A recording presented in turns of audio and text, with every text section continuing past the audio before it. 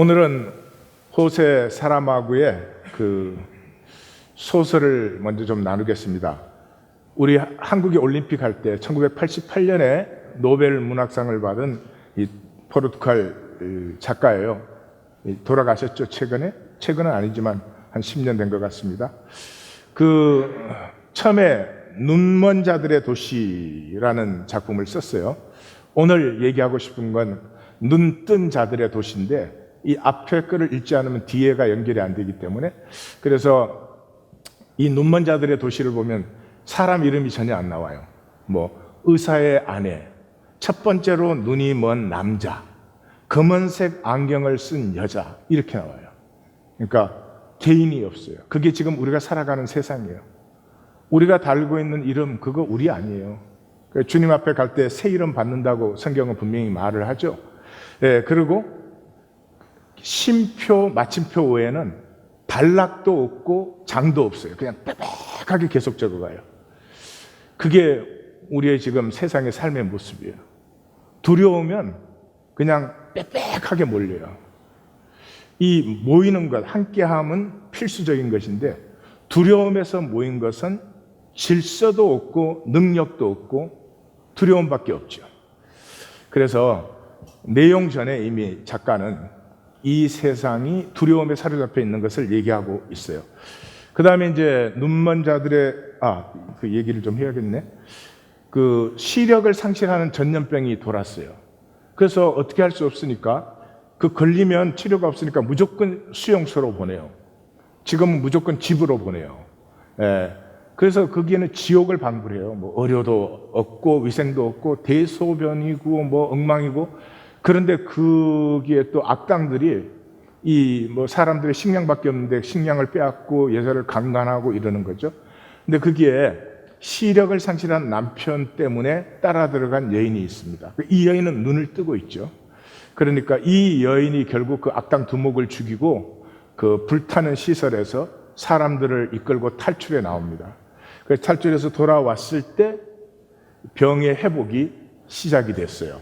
그 다음에 이제 눈뜬 자들의 도시가 이제 적어졌는데, 비가 엄청나게 오는 그 선거일이에요. 그런데 오후 4시까지 1%도 안 돼요, 선거율이. 그런데 오후 4시에 비가 그치자 사람들이 나와서 거의 100% 투표를 합니다. 그런데 73%가 백지 투표예요. 백지. 상징적이죠?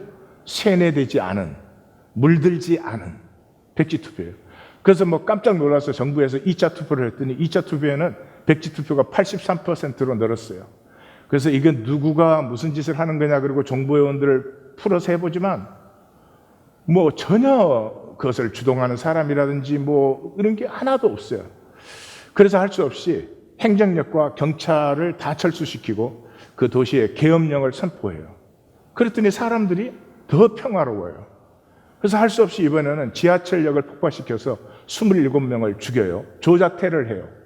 그런데도 사람들이 평화롭게 시위하고 아주 정말 질서 있게 장례의식을 행해요. 그러니까 정부가 오히려 요동이 되는 거죠.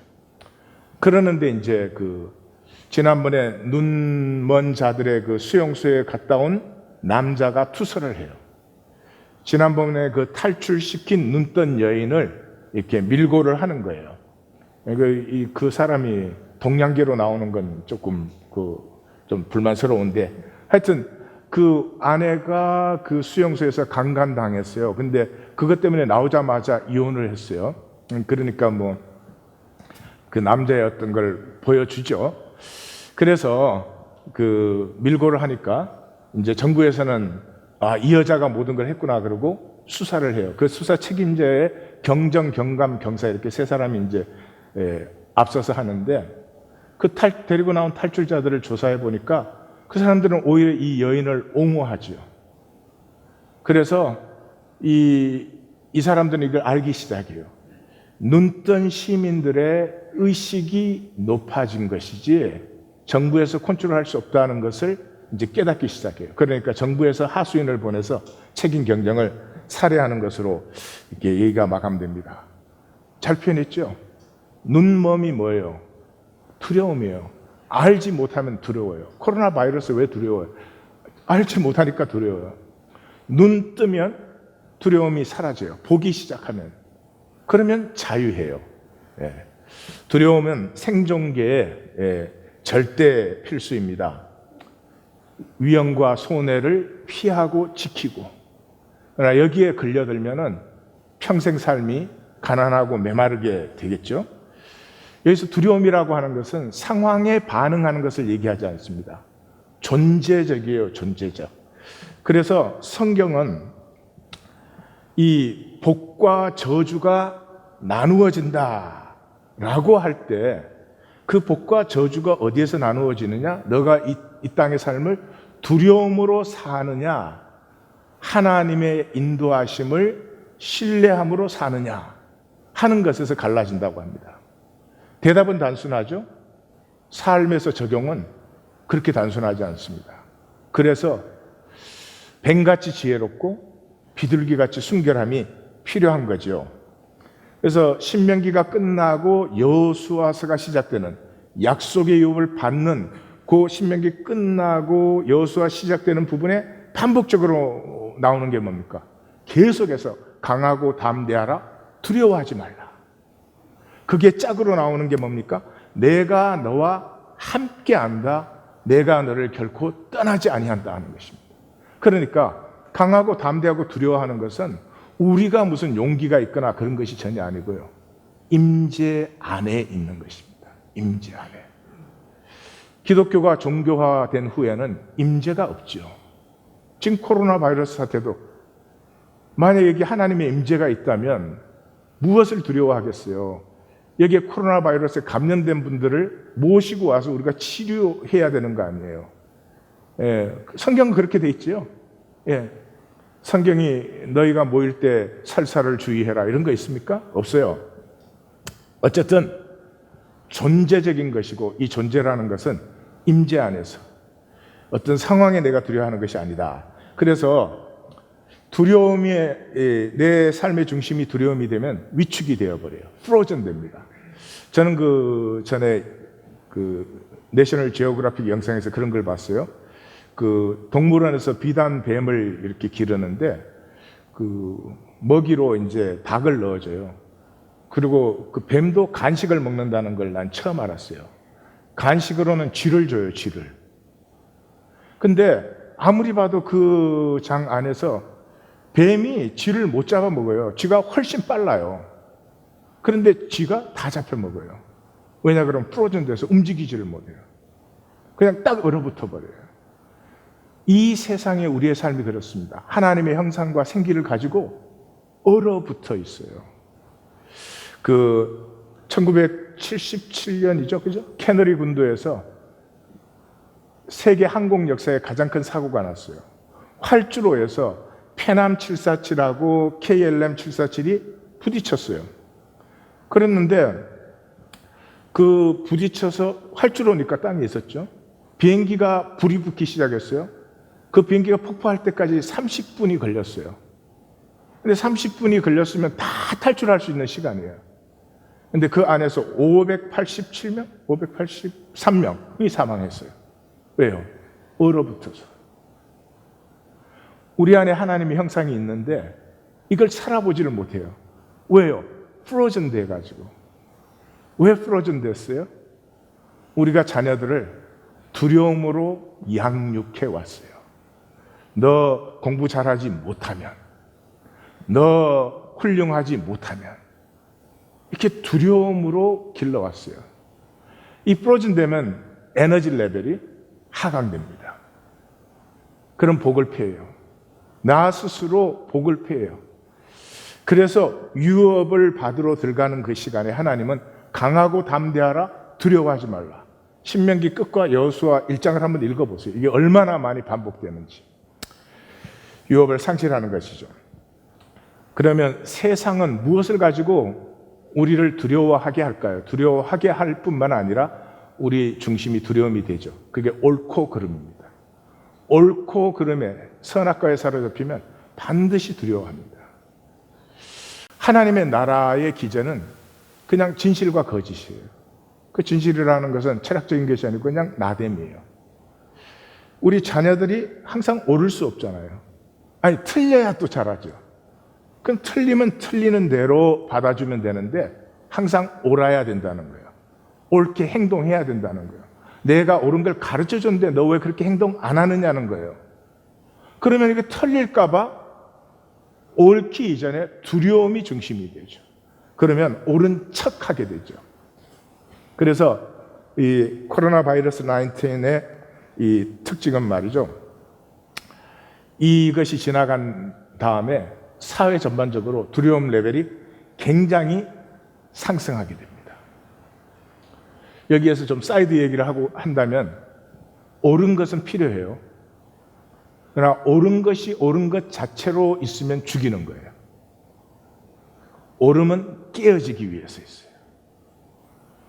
옳음이 깨어진 게 뭐예요? 십자가지요. 내가 옳을 때 깨어지는 거예요. 근데 세상은 어떻게 되어 있어요? 내가 옳으면 부부 사이에도 너를 눌러야 되죠.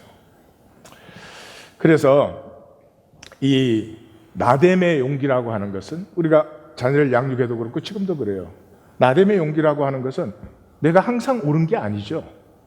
내가 항상 이기는 것도 아니에요. 그래서 대가를 치르더라도 나됨을 사는 거예요. 그렇게 하는 것 외에는 나됨이 자라는 길이 없어요. 손해 피해야 되고 또 두려운 거 피해야 되고 결과가 뭐예요? 이 세상에는 거짓밖에 없어요. 나됨이 없어요.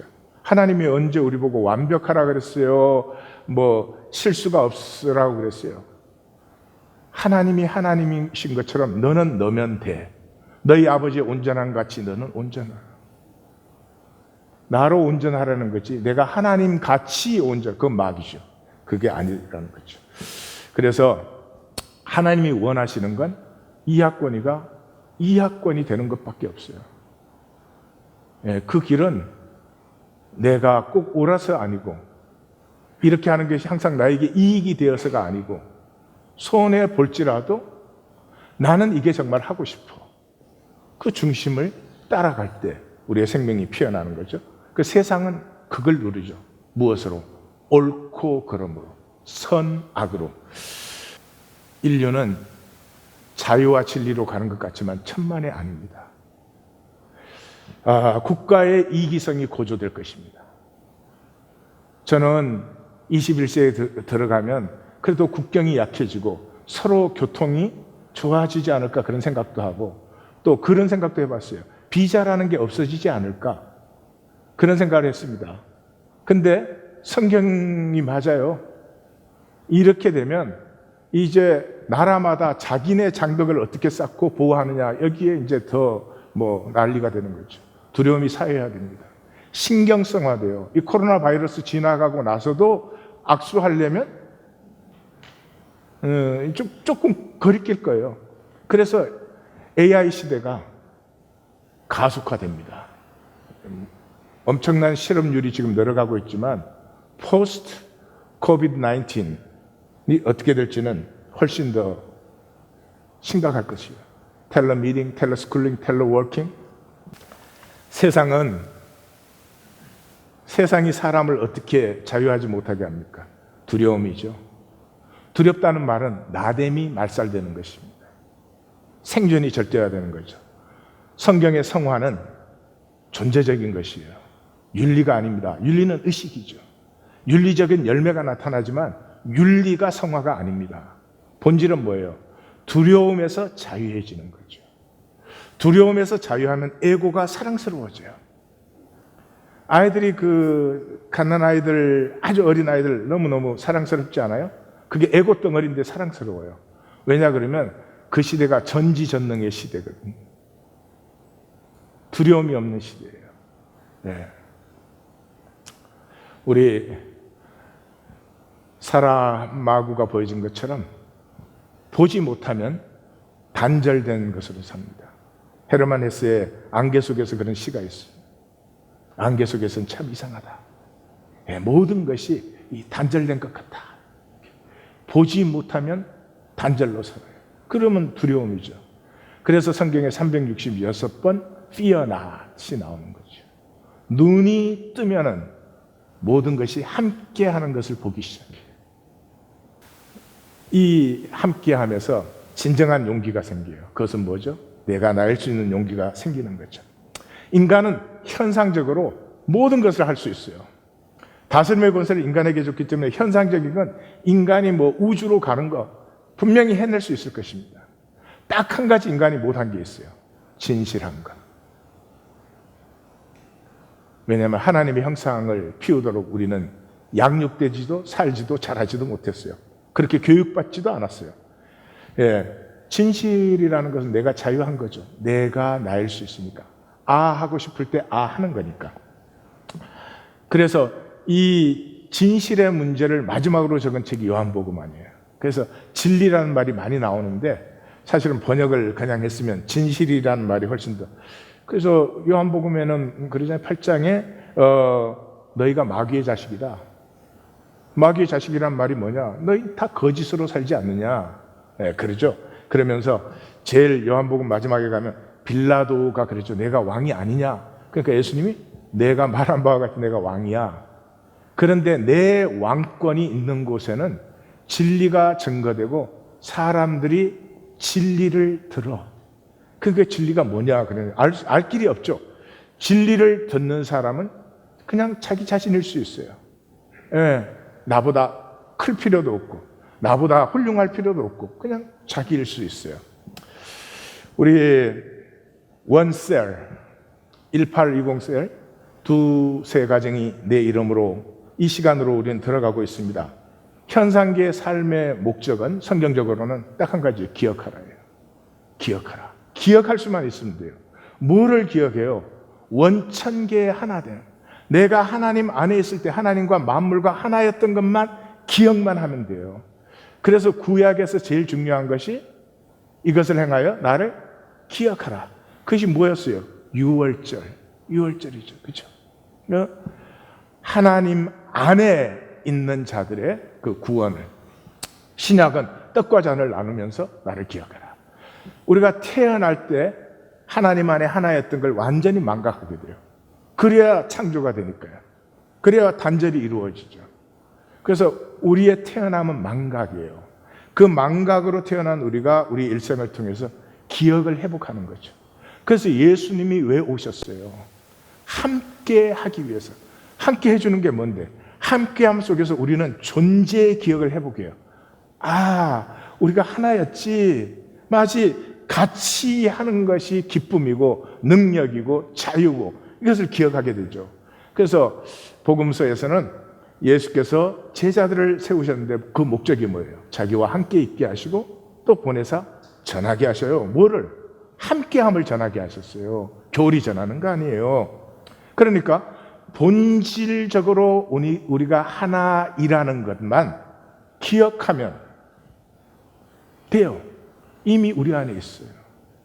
우리는 아픈 사람 보면 도와주고 싶어요. 약한 사람 보면 마음이 안타까워요. 부족한 사람 보면 격려해 주고 싶어요. 그게 우리의 본질이에요. 판단 정죄하고 싶지 않아요. 근데 세상에 쏘가서 부부끼리도 만나면 옳지 않으면 약하면 정죄 판단하지 않아요. 현상의 거짓을 넘어서 하나님 안에 무한유가 하나인 것을 우리가 회복받는 것이죠. 이건 과학적으로도 이미 다 한 거죠. 우리는 그 양자역학에서 퀀텀 인탱글먼트 보셨죠? 똑같은 입자기 때문에 이게 나누어지면 우주 끝에서 끝까지 있어도 이쪽에서 시계 방향으로 회전을 시작하면 여기서는 반대 방향으로 딱 시작해요. 그래야 평형이 유지되니까. 그러면 빛보다 빠른 건 없죠, 현상에서. 근데 어떻게 빛보다 더 빠르게 이 두 개가 이렇게 반응할 수 있어요? 그건 하나이기 때문에. 의식의 본질성도 보셨죠? 예. 우리 생각에는 뭐 이렇게 그 모든 것이 따로따로 존재하는 것 같은데 똑같은 알갱이를 쏘는데 이게 아무도 관찰하지 않으면 그냥 그 파동으로 나타나죠. 근데 관찰하기 시작하면 이것이 입자처럼 그냥 더블 슬릿인데 그 중에 한쪽으로만 이렇게 들어가죠.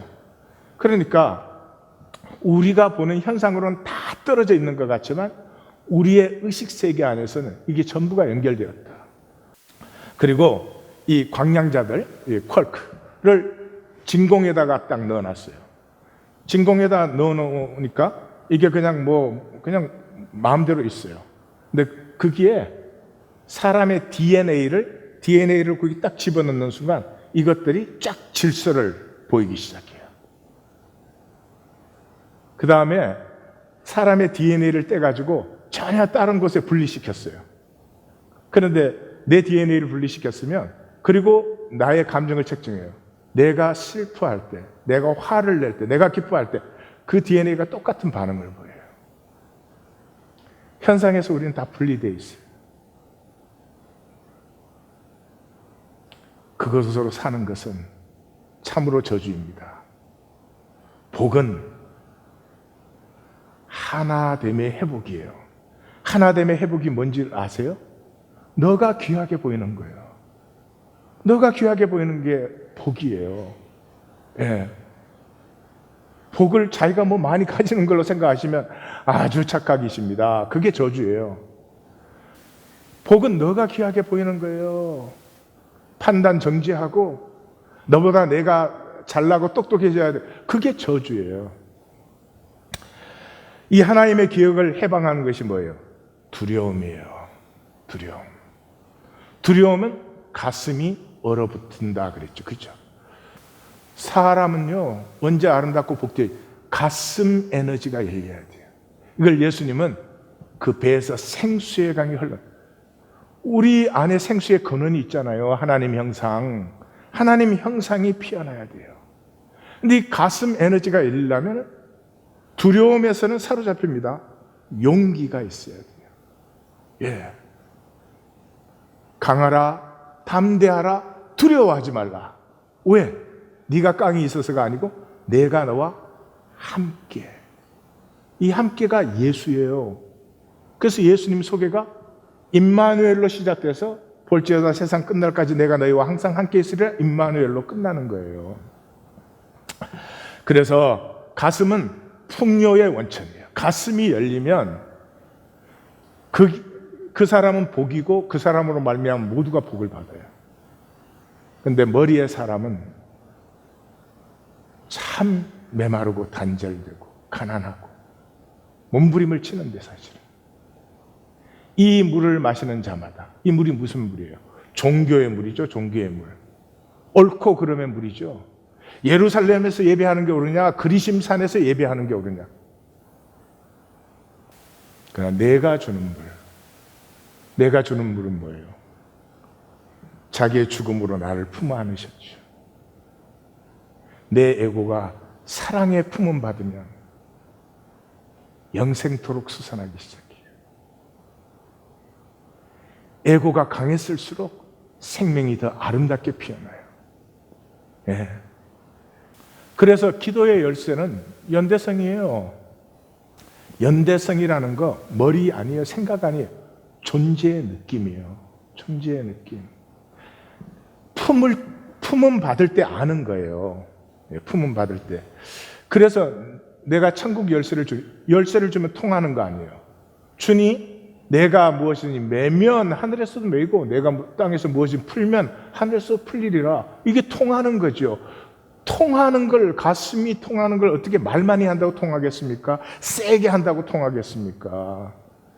참 이 단절 때문에 이 천국 열쇠를 약속을 했는데도 우리가 그걸 받아 누리지를 못하니 얼마나 안타까워요. 회복의 이 비밀은 그러므로 이 에너지 흐름에 있어요. 에너지 흐름의 방향. 에너지 흐름의 방향은 존재에서 시작돼요. 내 존재가 하나님과 함께 하는 것, 그게 예배예요. 함께 하는 느낌이 내게 피어나기 시작하면 그것이 행위를 만들어요. 그 행위의 열매가 소유예요. 그런데 우리는 이걸 거꾸로 해요. 소유를 보려고 돌아다녀요.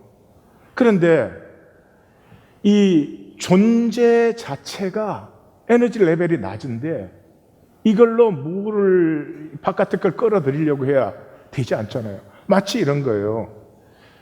물이 산 위에 떨어지면 이게 저절로 바다까지 흘러요. 근데 우리는 바다에 있는 물을 산 위로 끌어올리려고, 산 위에다 집을 짓고 산에 끌어올리려고. 그러면 이제 질문이 딱 들어오잖아요. 그러면 어떻게 임재 안에 내가 함께하는 그 느낌이 내 존재에 임할까? 그 비밀이 함께예요. 함께한다. 그냥 피지컬리 같이 있는다는 게 아니잖아요. 함께하면 가슴도 통하고 마음도 통하고 감정도 통하고 이런 거 아니에요? 그때 함께 할 때 이 가슴이 열려서 서로의 교통이 일어나기 시작해요. 그때가 내 존재가 피어나는 시간이에요. 그래서 예배는 멈춤이에요, 멈춤. 안식일에 아무것도 하지 말라는 게 몸 움직이지 말라가 아니라 멈춤이에요. 우리는 멈출 수가 없어요. 왜요? 두려움 때문에. 멈춤의 두려움이 뭐예요? 죽음의 두려움이에요. 죽음은 내가 모든 걸 멈춰야 돼요. 이게 두려운 거예요. 그래서 해밍웨이는 정말로 잘 표현했어요. 그 큰 고기를 잡아서 들어오니까 뼈다귀만 남잖아요. 그게 우리 인생의 허무예요. 그런데 그 허무를 잊을 수 있어요. 언제까지는? 이게 우리가 행동하고 있는 동안은. 그래서 그 산티아고 노인의 그 바다와 상어떼와 이 투쟁을 너무 아름답게 그리고 있어요. 세상 사람들이 점점 바쁘게 살아요. 점점 몸부림을 쳐요. 거꾸로 사는 거예요. 바다의 물을 히말라야 위에다 올리겠다는 거예요. 아니요, 멈춰요. 부부 사이에도 멈춰봐요. 그럼 가슴이 통하기 시작해요. 그래서 사도 공동체 예배는 뭐였어요? 그리스도의 말씀이 너희 속에 풍성히 가요. 언제 말씀이 들려요? 우리가 멈출 때. 말씀까지도 내 머리 돌려대요. 아니요, 멈춰보세요. 대번에 하나님의 말씀이 들리죠. 그러면 거기에 따라서 피차 제로 가르치고 시와 찬송 신령한 노래가 나오고 감사하는 마음으로 하나님을 찬양하게 돼요.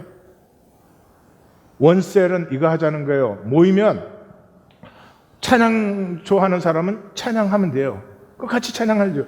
말씀을 증거하는 사람도 있고 말씀을 나누는 사람도 있고 기도를 하는 사람도 있고 또 간증하는 사람도 있고 음식을 나누는 사람도 있고 나 같은 사람 그걸 즐겨주는 사람도 있고, 응? 그러면 되는 거지.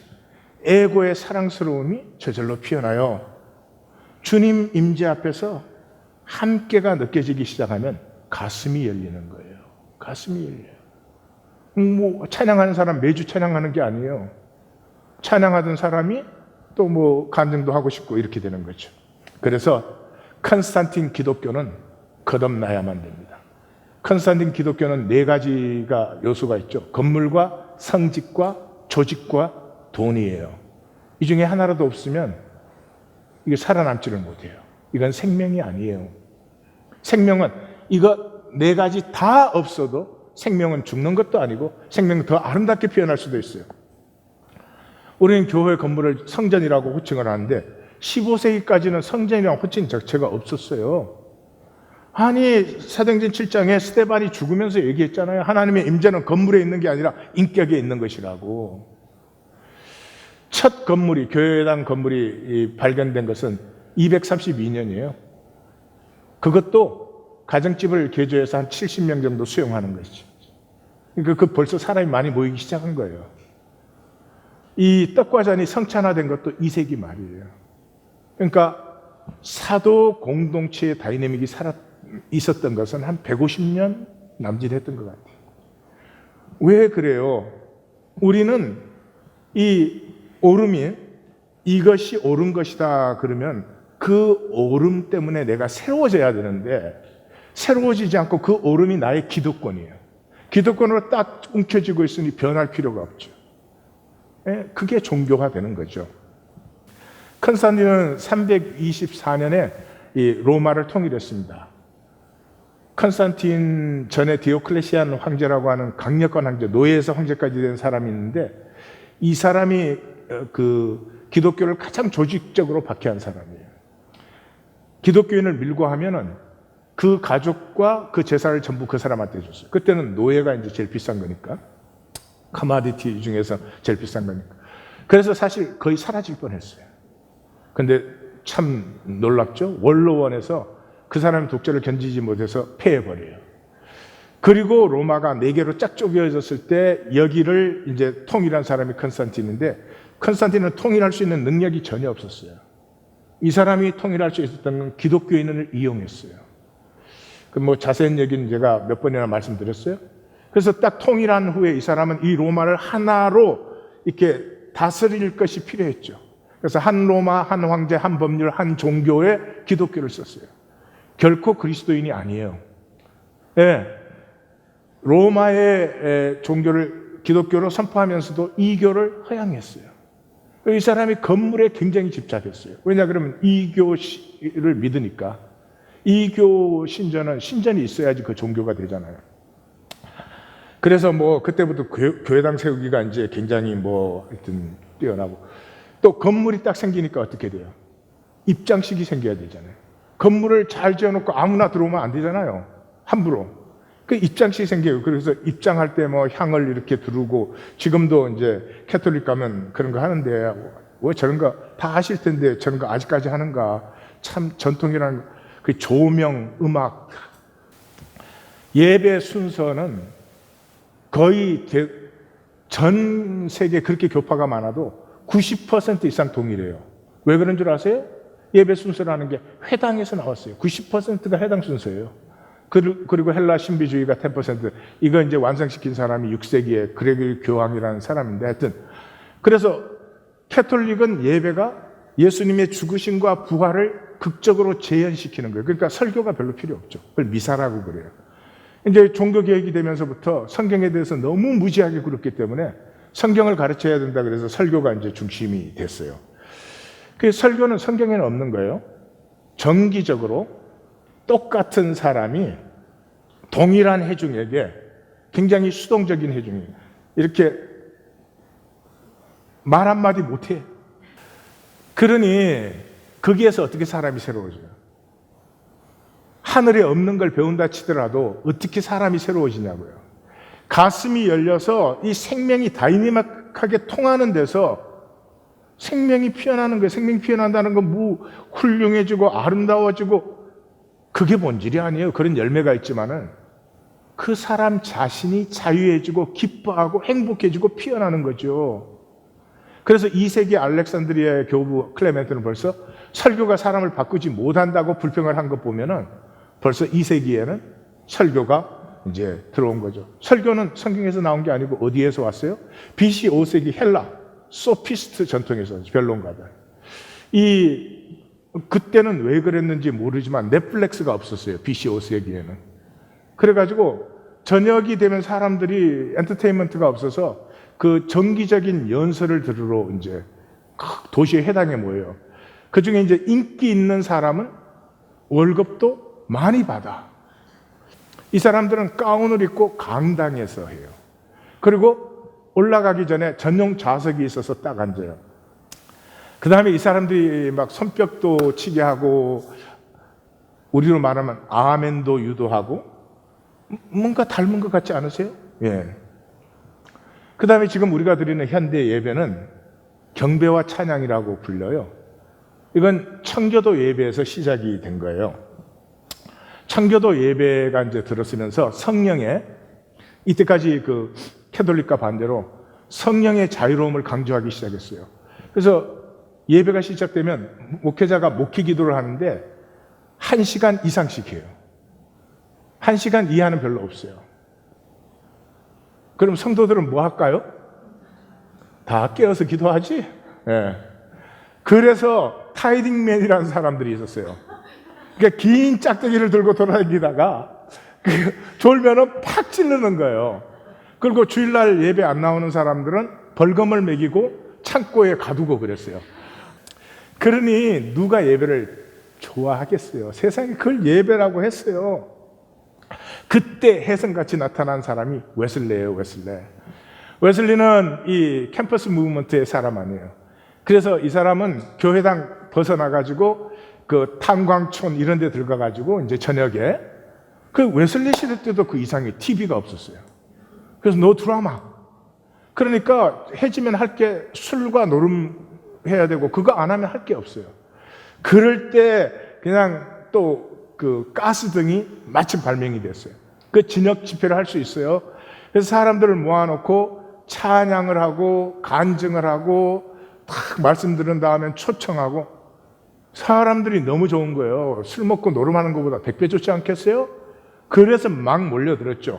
이걸 미국화 시킨 게 윗필드라는 사람이에요. 예? 윗필드는 게 보리밭이라는 거예요. 보리밭이 그냥 완전 미국화 시켜가지고 그 다음에 이제 여기서 타락의 시작은 찰스 피니부터예요. 찰스 피니 때는 영혼을 구원하는 게 절대적인 목적이다. 그래서 영혼을 구원할 수만 있다면, 그 말은 영혼 구원이 아니고 설교 끝난 다음에 예수 믿겠다고 불러낼 수만 있다면 뭐든지 좋다는 거죠. 그러니까 설교를 재밌게 해야 되고 예화를 막 부풀려 갖고 감동을 줘야 되고 과장을 하기 시작하고 말씀이야 뭐가 됐든 설교자의 능력이 중요해지는 그런 시간이에요. 그거를 이제 완성시키신 분이 무디예요. 무디.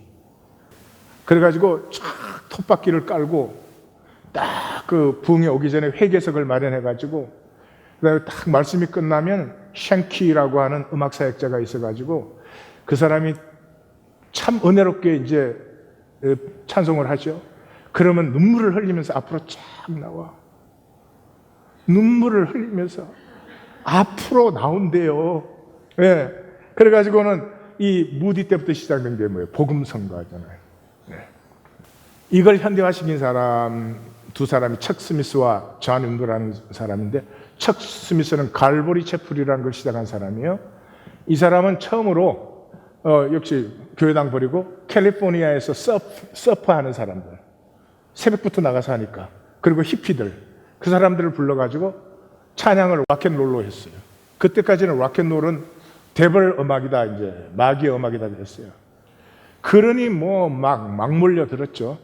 그래서 이 사람이 마라나타 뮤직 앤 레코딩 컴퍼니라는 걸 시작을 했어요. 예, 그러다가 거기에서 나온 사람이 존 윈버인데, 이 사람이 빈야드라는 걸 세웠죠. 이 사람은 이제 그냥 음악을 즐기는 거 강조하는 정도가 아니라 음악이 예배다. 그래서 우리 중고등부나 여기 EM들 모이는 데 보면은 찬양을 월십이라고 불러요. 월십. 음악이 예배라는 거예요. 감정이 성령이다. 그래서 빈야드 운동 뭐 얼마 오래가지는 못했지만 했더니 그거는 예배드리다 막 깔깔깔 웃고 쓰러지고 그러면 성령 받은 거예요. 이거를 완성시킨 게 힐송이라는 거예요. 힐송은 이 찬양 자체가 월십이에요. 그리고 완전히 감정화시켰죠. 문제가 뭐예요? 청교도 때나 지금이나 성화가 없어. 왜요? 모양은 많이 바뀌었죠. 본질은 그대로 있으니까. 하나님 교회는 이제 거듭나는 시간으로 갑니다. 성도들 한 사람 한 사람이 거듭나야 될 뿐만 아니라 우리 하나님 교회가 거듭나야 됩니다. 이게 하나님의 시간입니다. 하나님 교회는 생존하려고 하지 않습니다. 지금 기독교는 어떻게 하면 살아남느냐에 그냥 눈이 새빨간 것 같아요. 아니에요. 우리 하나님 교회는 죽는 길로 갑니다. 교회가 거듭나야 됩니다. 죽지 아니하면 하나를 그대로 있고 죽으면 많은 열매를 맺는다. 지금 분명히 그랬어요.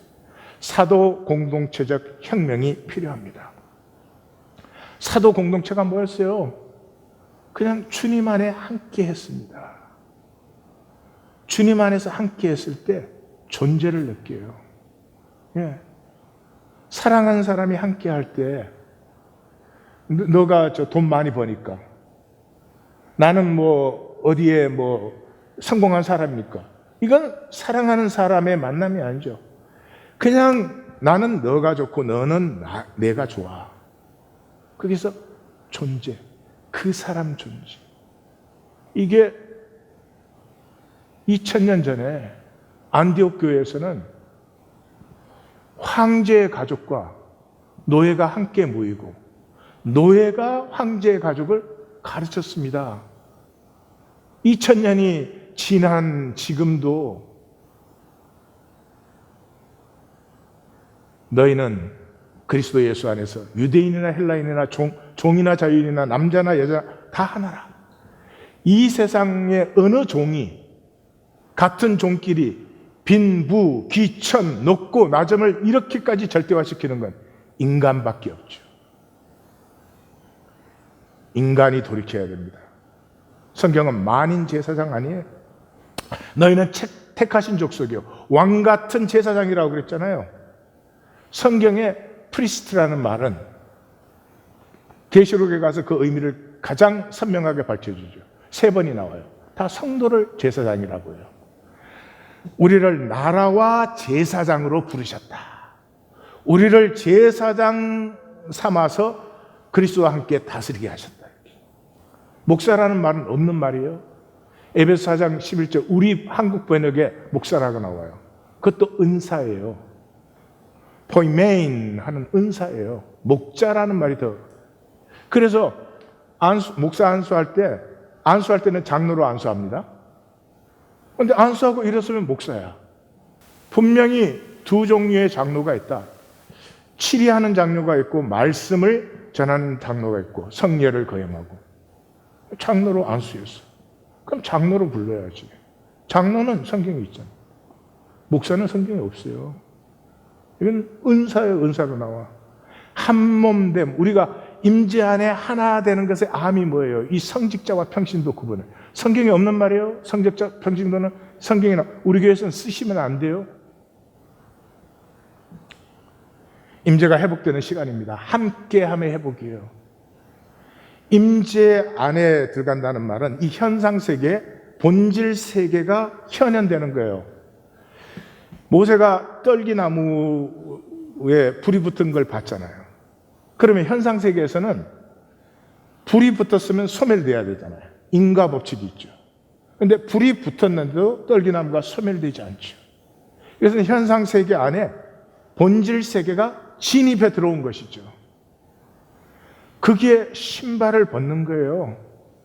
세상적인 생각, 세상적인 말, 세상적인 행위를 가지고 오는 그 본질 세계, 나타난 본질 세계를 누릴 수가 없죠. 그래서 바울이 전한 두 가지는 한 몸된 함께함이에요. 종교 아니었어요. 그 예수님 안에, 그 십자가의 사랑의 주님의 임재 안에 하나로 함께하는 거죠. 우리가 뭐 어떻게 하나가 되겠어요? 가슴이 1%만 열려도, 바늘끝만큼만 열려도 본질 세계의 교통은 이 현상 세계에 억만 배가 있어도 당하지를 못하죠. 그 가슴이 통하는 함께하면서 뭐를 느껴요? 행복함이죠. 나됨이 뿌듯한 거죠. 내가 잘해서가 아니고, 내가 특별히 거룩해서가 아니고, 그냥 내가 나로 용납되어지는, 내가 나여도 괜찮은, 그러면서부터 내 안에 있는 아름다운 것들이 나타나기 시작하는 이 나됨의 뿌듯함이죠. 그래서 바울은 두 가지, 자기가 예수님 살았을 때 만나보지도 못한 사람이에요. 그런데 내가 예수님께 주께 직접 받았다 하는 게 딱 두 가지예요. 그게 뭐예요?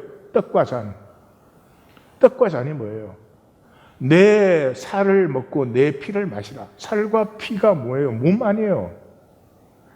예, 우리가 음식 먹었지만 내 살과 피가 되는 것과 같이요. 한 몸으로 함께하는 것이죠. 그 다음에 우리 번역을, 이 종교 번역을 해가지고 정말 약한 사람을 돕고, 자기가 자기에게는 자신의 교회죠. 에베소 교회. 가장 오래 사역한 교회. 그 교회와 헤어지면서 이제 자기는 순교하러 가죠. 그 정말 이별의 장면이 얼마나 아름답고 슬프게 적혀 있어요. 그 마지막 말씀이 뭐였어요? 약한 자들을 돕고 주는 것이 받는 것보다 복이 있다. 그렇죠. 주는 사람이 복이 있지 받는 사람이 복이 있어요. 이게 뭐 한 거예요? 코이노니아 얘기한 거죠. 떡과 장과 코이노니아를 증거했어요. 그걸 받은 우리는 종교 생활을 하고 있어요. 가슴에 에너지가 열린 통, 그게 코이노니아죠. 믿는 사람이 다 함께 있어 서로 물건을 통용하고 재산과 소유를 팔아 각 사람의 필요를 따라 나누어 주고 날마다 마음을 같이하여 성전에 모이기를 힘쓰고 집에서 떡을 떼며 기쁨과 순전한 마음으로 음식을 먹었다. 믿는 무리가 한 마음과 한 뜻이 되어 모든 물건을 서로 통용하고 자기 재물을 조금도 제 것이라고 하는 이가 없더라. 오해하지 마십시오. 우리에게 요구하는 것 아니에요. 그렇게 하실 수 있어요? 없어요. 죽었다 깨도 우리에게서 안 피어나요.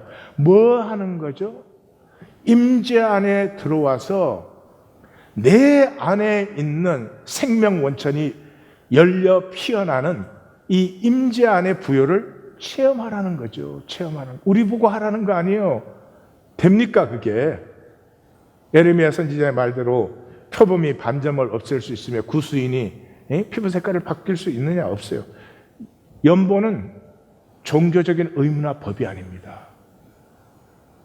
원천적 하나됨을 기억한 사람들, 그 하나됨의 경험이 나누어진 사람들 속에서 생수의 강으로 솟아나는 부요예요, 부요.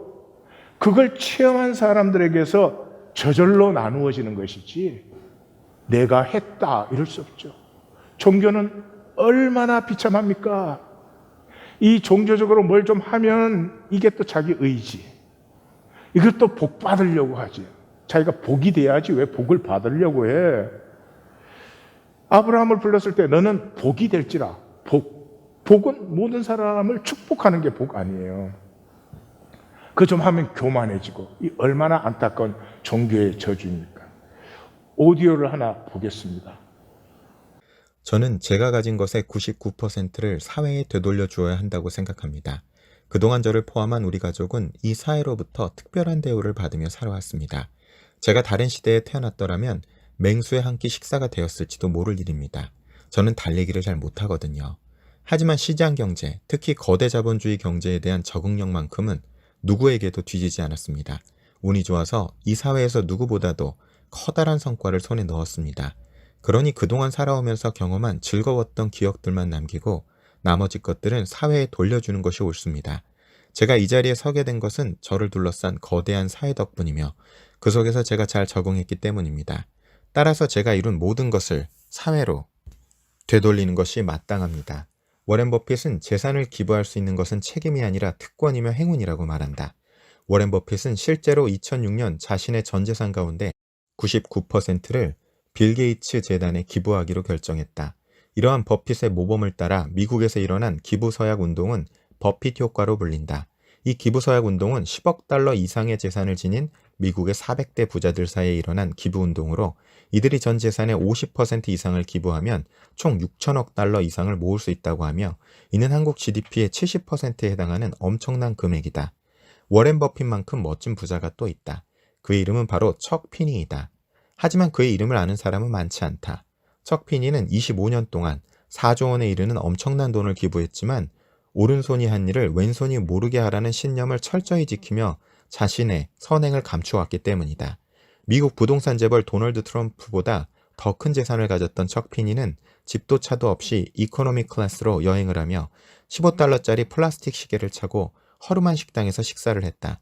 1988년 포브스에 의해 미국 23번째 갑부로 소개되기 전까지 사람들은 척 피니가 억만장자라는 사실을 알지 못했다.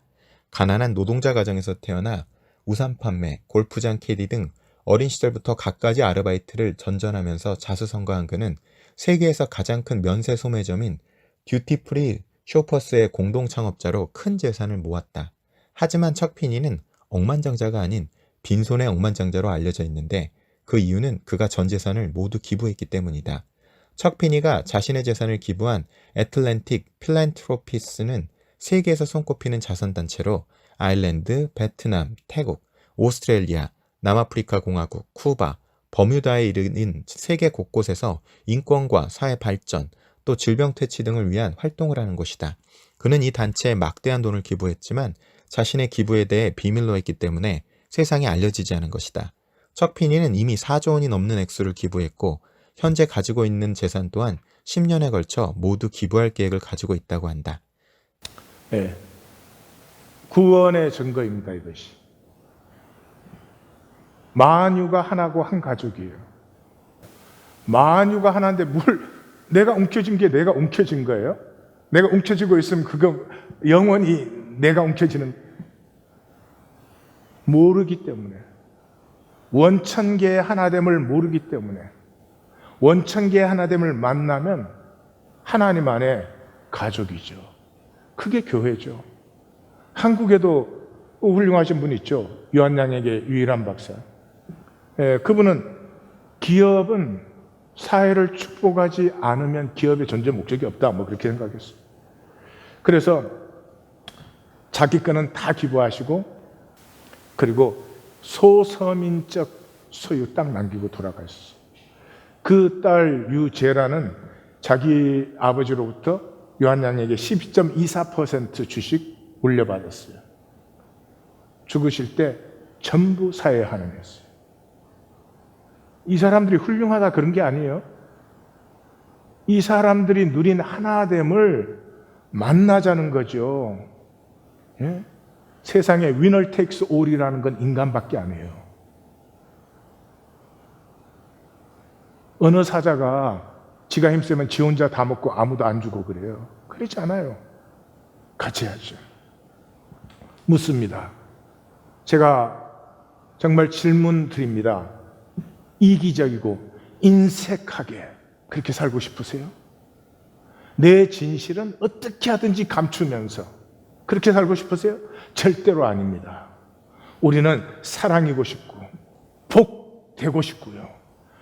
모두를 축복해 주고 싶습니다. 그게 우리입니다.